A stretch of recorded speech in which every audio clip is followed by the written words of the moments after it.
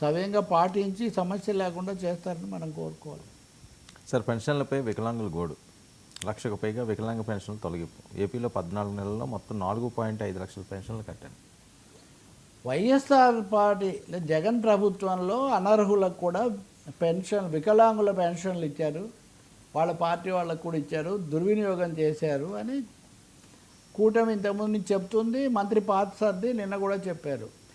వికలాంగులు అనేది నిజంగా వికలాంగులు అనే పదం కూడా ఇప్పుడు వాడట్లేదు. నిజానికి డిఫరెంట్లీ ఏబుల్డ్ అంటున్నారు. దివ్యాంగులు అనే ప్రధానమంత్రి గారు అయితే వాడతారు. ఏదైనా వాళ్ళకి ఆ సమస్య ఉంటుంది.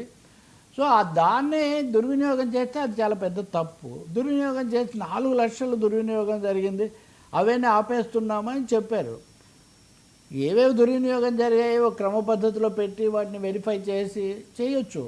కానీ మీరు చాలా పత్రికలు మీరు ఈరోజు చూస్తే కనుక నా ఫోన్లో కనీసం ఒక 1/2 డజన్ పత్రికలు ఉన్నాయి. వాళ్ళు అంగవైకల్యంతో ఉన్న వాళ్ళ బొమ్మలు వేసి మరీ చెప్తున్నారు, సార్ మా బిడ్డ కళ్ళు లేవు, నాకు చేతులు లేవు, నేను ఇక్కడ వరకు రావడం కష్టంగా ఉంది, నాకు కాళ్ళు లేవు, కానీ మా పెన్షన్లు ఎత్తేసారు. ఇప్పుడు మిగతా ఒక రేషన్ కార్డు కోతకు వస్తేనో లేకపోతే ఇంకొకటి జరిగితేనో వాళ్ళు ఎలాగో చక్కదిద్దుకుంటారు. కానీ ఇప్పటికే ఒక శారీరకంగా ఇబ్బందితో బాధపడుతున్న వాళ్లకు బహుశా ఒకరో ఇద్దరో దుర్వినియోగం అయి ఉంటే దానికంటే కూడా ఇది ఎక్కువ అమానవీయమైన విషయం అవుతుంది. ఇది అనవసరంగా ప్రభుత్వానికి కూడా ఇది ఒక చెడ్డ పేరు మాత్రమే కాదు, పేరు సమస్య కూడా కాదు, ఇది అమానవీయమైనటువంటి విషయం అవుతుంది. అందుకని దీనికి చాలా తక్షణ ప్రాధాన్యత ఇచ్చిన ఉద్దేశంలో చంద్రబాబు ప్రభుత్వం, ఉప ముఖ్యమంత్రి కూడా ఆయన తరచూ ఇలాంటి మానవీయ కోణాన్ని గురించి చూపిస్తూ ఉంటారు, మాట్లాడుతూ ఉంటారు. కాబట్టి తక్షణం అర్హులైన వాళ్ళు, ప్రత్యక్షంగా కనబడేవాళ్ళు ఈ శారీరకమైనటువంటి లోపాలతో వాళ్ళకి తక్షణము వీటిని పునరుద్ధరించడం అన్నది చాలా జరగాల్సిన అవసరం ఉంది. లేకపోతే ప్రభుత్వానికి నా దగ్గర చాలా ఉన్నాయి, ఇప్పుడు చూపించడం అనేది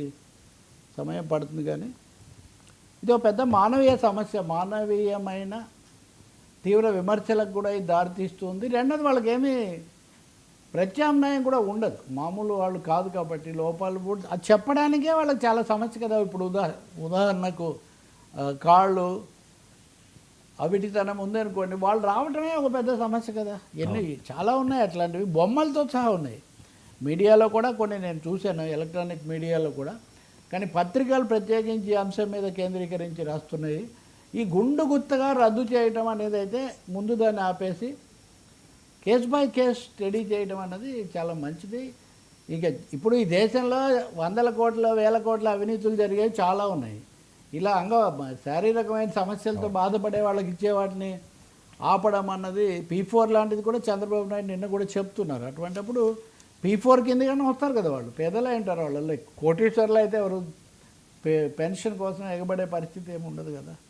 కాబట్టి దీని తక్షణం ఈ ఫిర్యాదులకు అవకాశం లేకుండా చేయడం, దీన్ని ఒక ఎమర్జెన్సీ అంశంగా చూడటం చాలా అవసరం మానవీయ కోణంలో. సార్, బాబుకు అనుకూల తీర్పులో సుదర్శన్ రెడ్డి తవి తీస్తున్న వైసీపీ. జస్టిస్ సుదర్శన్